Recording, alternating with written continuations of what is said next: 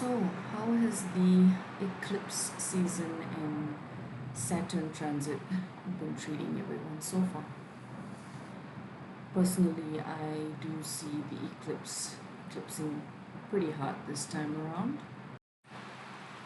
So, what we experienced on 17th February 2026 was a solar eclipse in Aquarius, and it is the first in the series of the Aquarius-Leo axis that is going to take place over several 6 month intervals over the next approximately 2 years.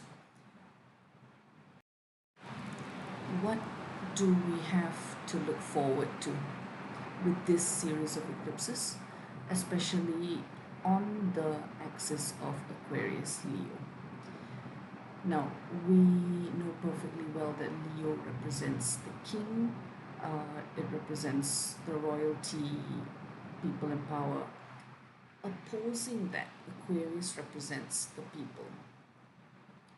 So, eclipses on this axis would bring to light new beginnings and endings in terms of people in power versus the general masses. We can also look to the fact that Aquarius is ruled by Saturn. Now, what is Saturn doing currently? We actually saw on 20th February Saturn coming into conjunction with Neptune at 0 degrees of Aries, and Saturn is basically settling into Aries for a good 2 year period starting around this week.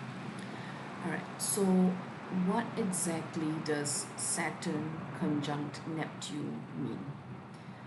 To look into this, we would need to look into what each planet represents, what the sign that it's occupying represents, and we can look back at some previous examples in history of what happened around the world when Saturn and Neptune were in conjunction before. Alright, so it's a well known fact that Neptune is the planet of disillusionment. It often puts us in kind of rose colored bubbles. People like to say rose colored glasses. I say rose colored bubbles. You're in your bubble, and the bubble itself is rose colored. You tend to see things in a rose colored tint all around you. Now, Saturn coming into conjunction with Neptune bursts that bubble we're in. It often brings about breaking down of all the current structures that are currently in place that we realize aren't working anymore, and Saturn is about building new structures to move forward. So, to look at some examples, let's look back at the last time Saturn was in conjunction with Neptune. That happened in November 1989, and it happened in the sign of Capricorn. Just a brief look at what happened in November of 1989. Basically, the destruction of the Berlin Wall. Now, how I see this being significant is that Capricorn is an earth sign. And the Berlin Wall was a very physical, sturdy structure. Saturn, in conjunction with Neptune in Capricorn at that time, brought about the breaking down of this very real, very physical structure to make way for a new structure. Looking a little further back to when Saturn was in conjunction with Neptune, another time before that was back in November 1952, and this happened in Libra. Now, looking back at the history of November 1952, we see that it was actually the detonation of the world's first hydrogen bomb, initiating a new nuclear arms race. You may see this as Libra being the sign of diplomacy. So, obviously, there were a lot of diplomatic ties between different governments, different superpowers at that point.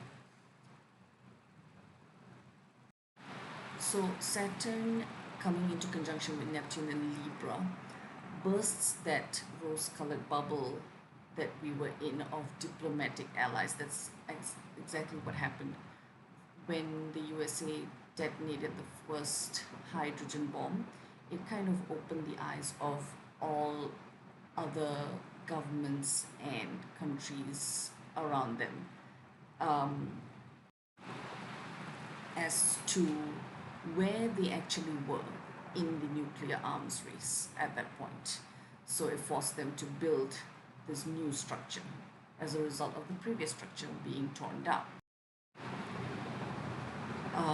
Looking back a bit further from November 1952, the previous time that Saturn was in conjunction with Neptune, and this is my favorite one, was when it was in Leo in July of 1917.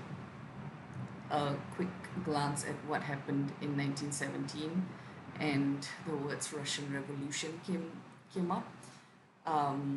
So at this point, there was very strong anti-German sentiment in Britain um, during the First World War.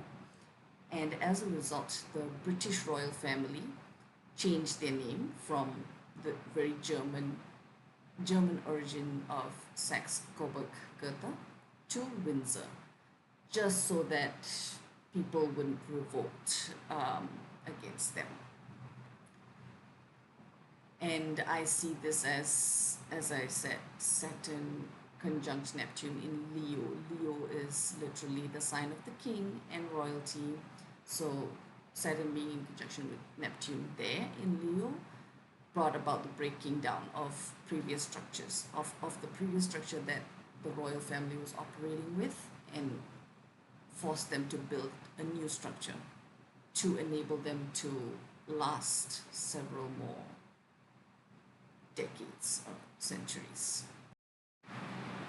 So based on all of that and the time that we are currently in right now, let's look at what Neptune in Aries actually means. Looking at a exemplary historical figure in the past, Mahatma Gandhi was actually born under Neptune in Aries. And we know that this was a figure that was very pushing for world peace. He was quite, anti-war. And we know that Aries is the sign of war. Aries is the sign of war. So this time of Neptune in Aries would signify a period of us getting sensitized to the idea of war. We would start to see people getting a lot more sensitive to the events going around the world, and what that probably means for Saturn coming into conjunction with Neptune in Aries is that we are probably going to start breaking down all these old structures of people profiting from war all the time, and we probably want to build new structures where we don't use war as a means to control people, etc. This goes hand in hand since Saturn is also the ruler of Aquarius, where the eclipse is currently happening. We will see in about 6 months, on 13th of August 2026, another solar eclipse will happen in the sign opposite of Aquarius, which is Leo, which is the sign of the king.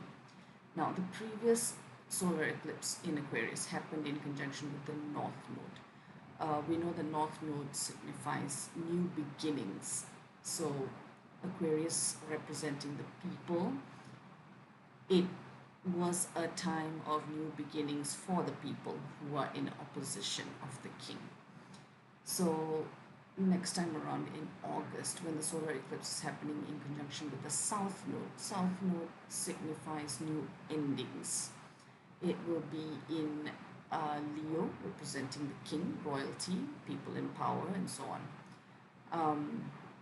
What I think this means is we're going to see some significant endings of some prominent people in power. Let's stay tuned. Let me know your thoughts, what you think this could bring about in about 6 months.